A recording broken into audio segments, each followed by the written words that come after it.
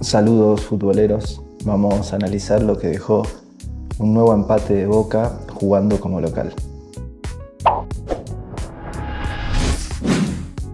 Tras el triunfo por Copa Argentina, el equipo de Úbeda volvía a la Bombonera para enfrentar esta vez al humilde Gimnasia y Esgrima de Mendoza, un equipo recién ascendido que está tratando de afianzarse en la máxima categoría.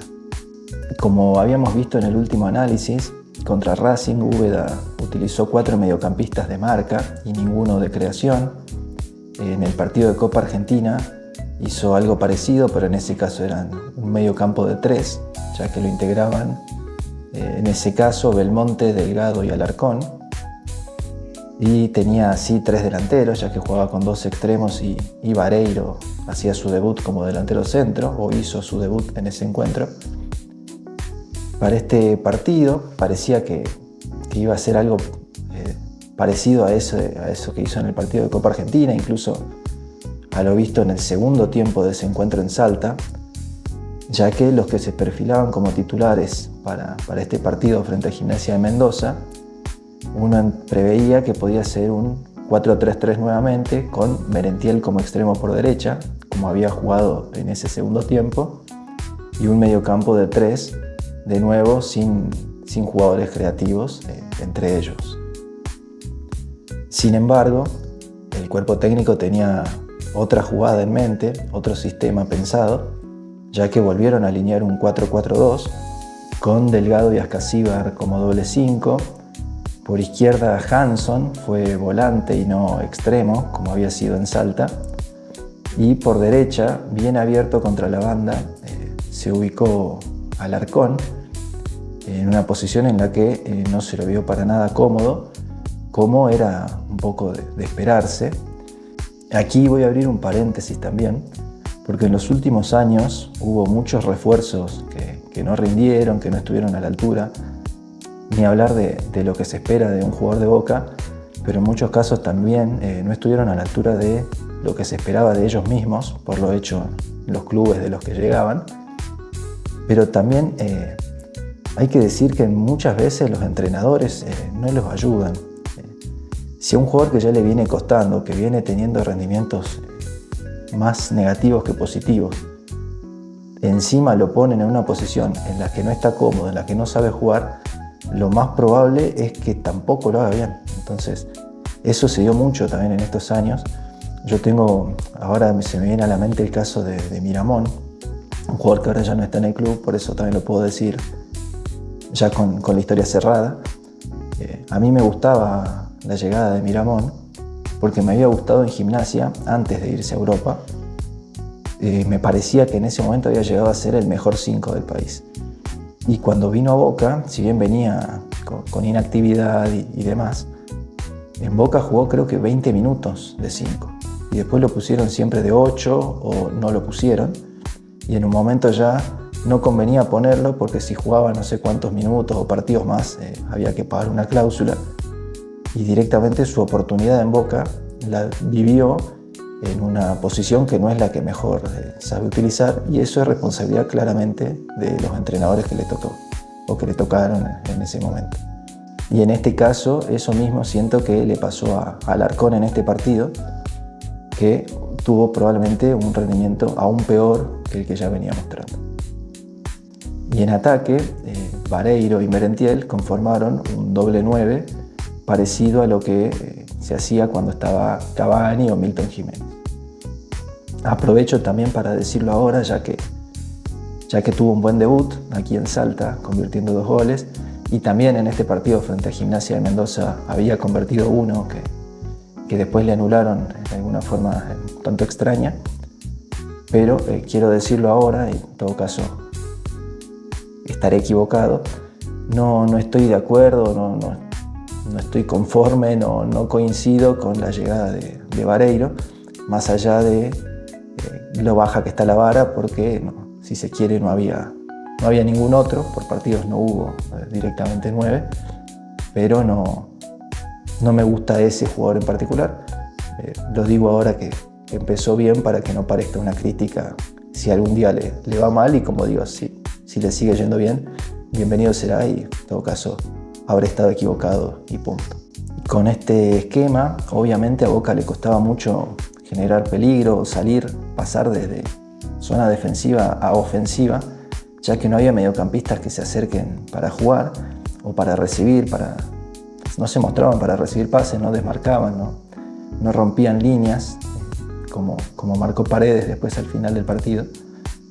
Y el único que intentaba era Delgado, arriesgando siempre de más y perdiendo más de lo que ganaba, ya que esta no es su mayor virtud. Yo creo que Delgado puede tener partidos excelentes si se dedica a recuperar y a dársela a alguien que tenga cerca. Cuando tienen o le dan tareas por demás, lo exponen, como digo, y termina bajando su rendimiento. En este caso también Ascasíbar estaba siempre o a la par o detrás suyo, no sé si era una orden del director técnico o una falta de actividad suya propia del jugador, quiero decir. Pero bueno, una vez más tampoco Ascasíbar tuvo un buen rendimiento y desde que llegó a Boca por lo menos buenos no tuvo, no sé si tuvo malos partidos, pero buenos hasta ahora creo que no tuvo ninguno. A todo esto, Boca también es un equipo que marca muy mal en la pelota parada, o podríamos decir directamente que no marca, por lo que en un córner de una jugada prácticamente aislada para el equipo visitante, anticiparon en el primer palo.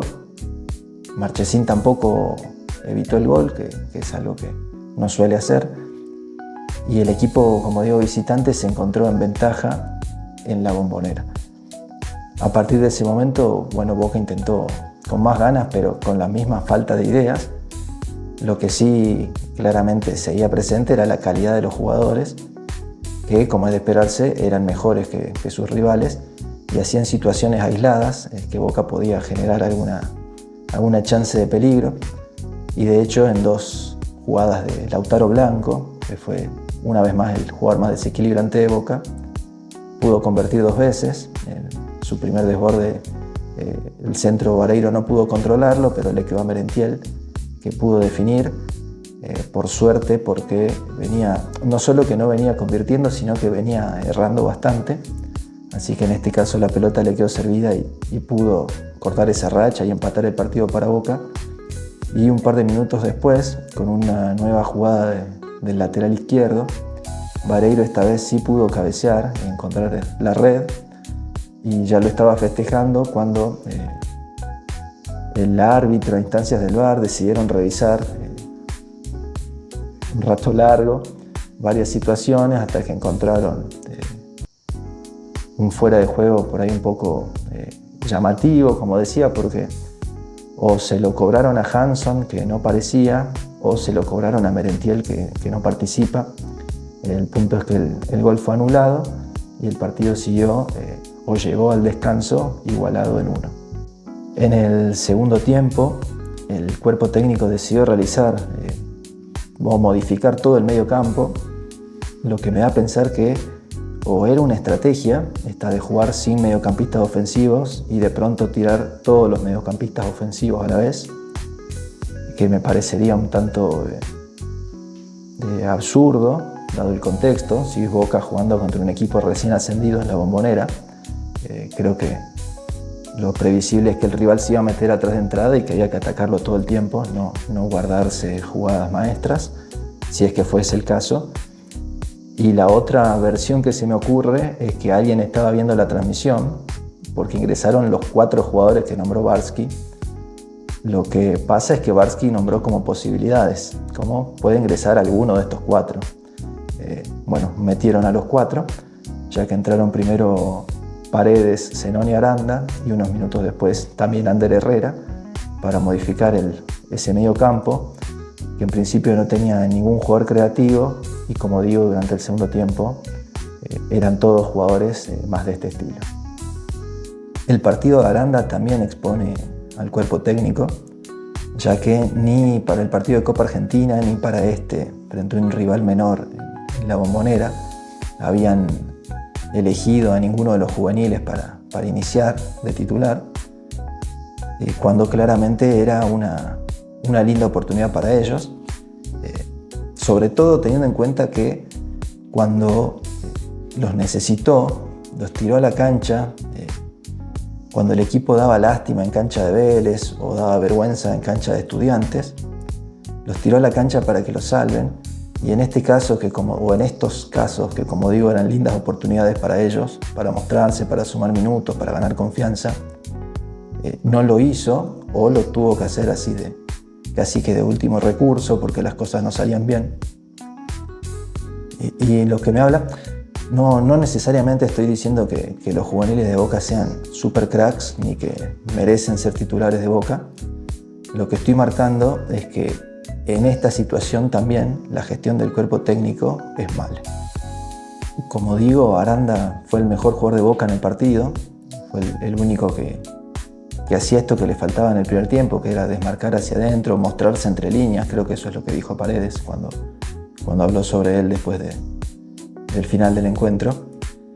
Pero no alcanzó sus intentos, sus ganas, incluso sus remates, porque no salieron a puerta. No alcanzaron para ganar el partido, por más que fue sin dudas el que más lo intentó.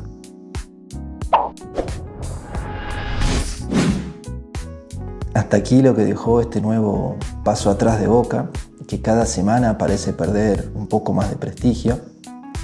Creo que el paro del fútbol del próximo fin de semana le da una oportunidad a Boca, como a otros clubes en las distintas categorías del fútbol argentino. Le da la oportunidad, de cambiar de entrenador y darle a un nuevo técnico estas semanas de trabajo para afianzarse, para conocer al plantel, que en el caso de Boca es un buen plantel a la altura del equipo, de las expectativas, de los objetivos. Pero evidentemente lo que viene fallando ya hace muchos meses es el director técnico o el cuerpo técnico.